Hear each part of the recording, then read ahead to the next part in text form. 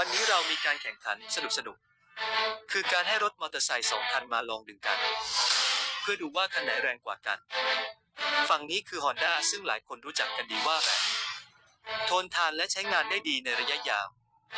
เครื่องยนต์ของเขามีชื่อเสียงเรื่องความเร็วและพละกำลัง ส่วนอีกฝั่งคือ Lucid แม้ว่าอาจจะมีราคาถูกกว่า แต่ก็ไม่ธรรมดา เพราะมีความแรงและสามารถใช้งานได้ดีในชีวิตประจำวัน เมื่อทั้งสองคันเริ่มดึงกัน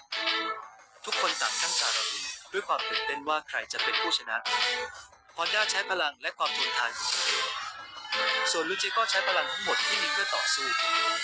สุดท้ายแล้ว ใครจะชนะก็ขึ้นอยู่กับกำลังเครื่อง น้ำหนักรถและทักษะของผู้ขับขี่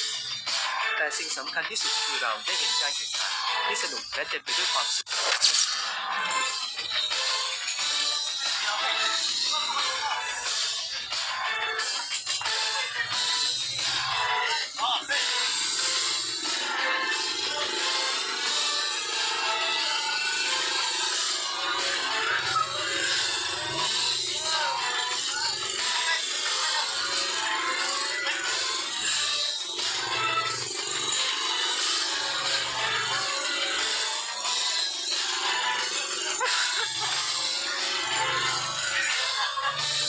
เหมือนที่จะเป็นไปไม่ได้ก็เลยลองสักครั้ง